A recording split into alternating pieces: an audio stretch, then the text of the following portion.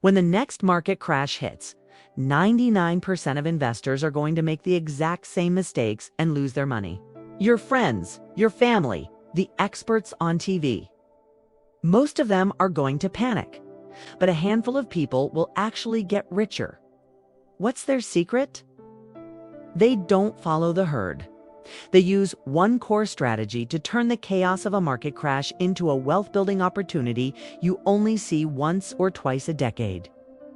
In this video, I'm not just going to tell you what that strategy is.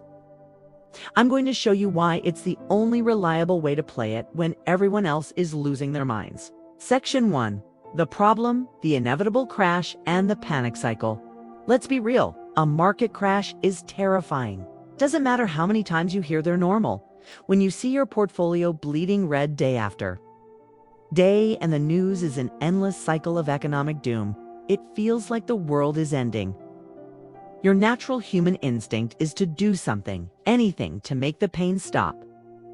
This is the exact moment most wealth is lost. Not because the market went down, but because people make emotional decisions in a state of pure panic. They sell everything, promising themselves they'll jump back in when things feel safe again. But here's the brutal truth the wealthy have always understood. In a crash, wealth isn't destroyed, it just moves. It transfers from the accounts of the impatient to the accounts of the prepared. While the public is caught up in political drama and scary headlines, disciplined investors are quietly making their moves. For them, a crash isn't a crisis. It's a calculated wealth transfer. The crash isn't the disaster, it's the setup. The only question is, which side of that transfer do you want to be on?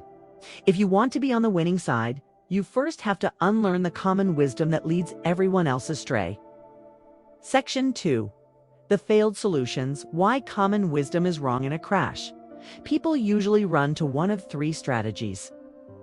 They sound smart, they feel safe, and they almost always fail. Failed tactic 1. Panic selling.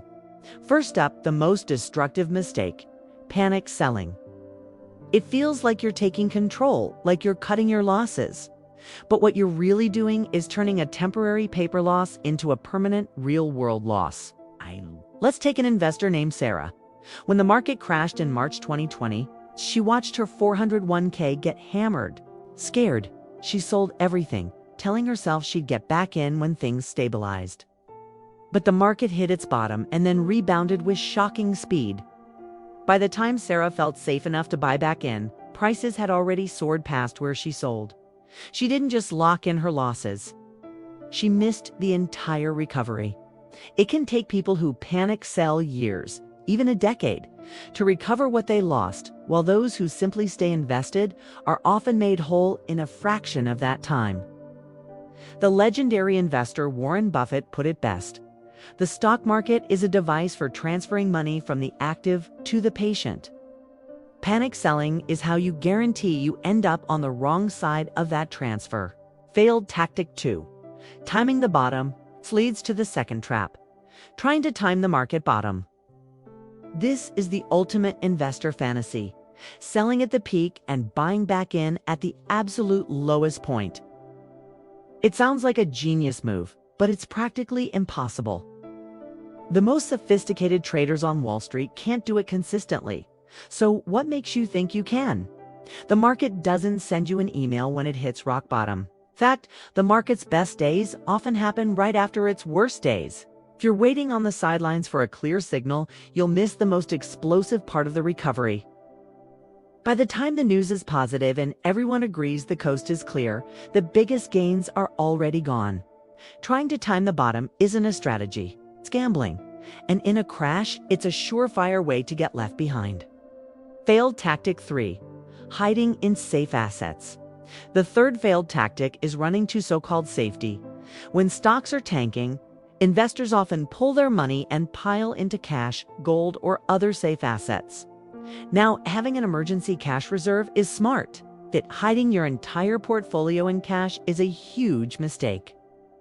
In an inflationary environment, that cash in your savings account is silently losing purchasing power every single day. It's like a leaky bucket.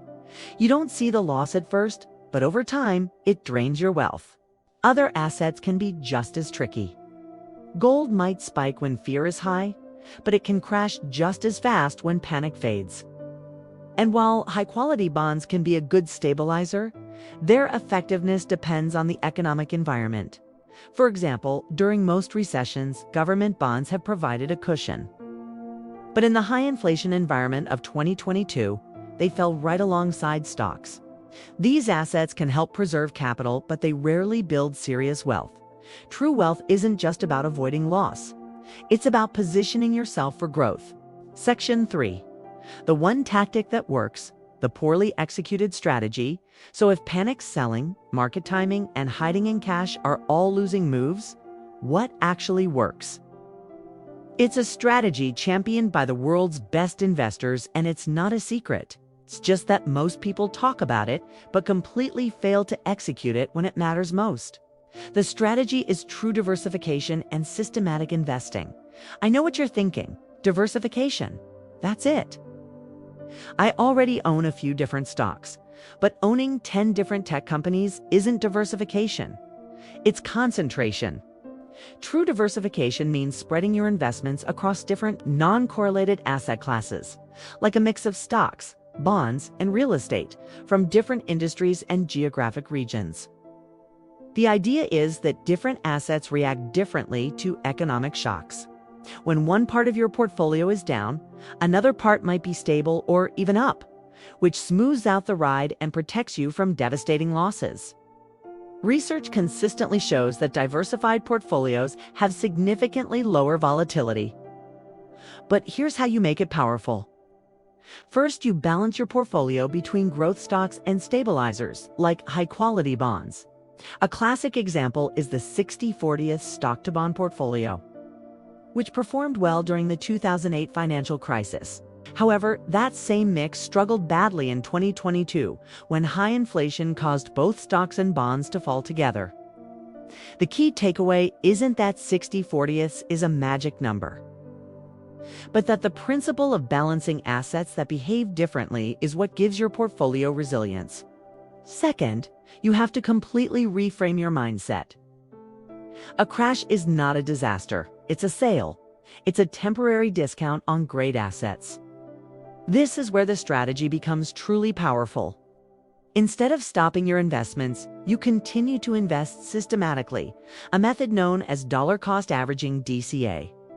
Now, some studies show that if you have a big pile of cash, investing it all at once, lump sum, historically outperforms DCA about 2/3 of the time, simply because the market goes up more than it goes down. But a market crash is not a normal market. DCA's real power is behavioral.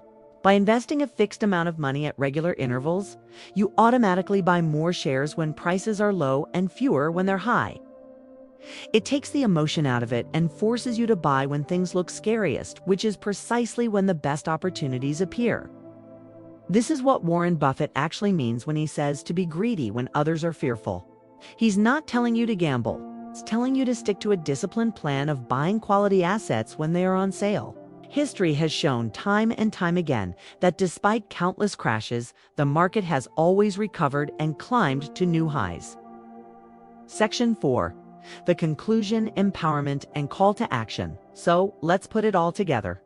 The next time the market crashes, and it will crash, you have a choice.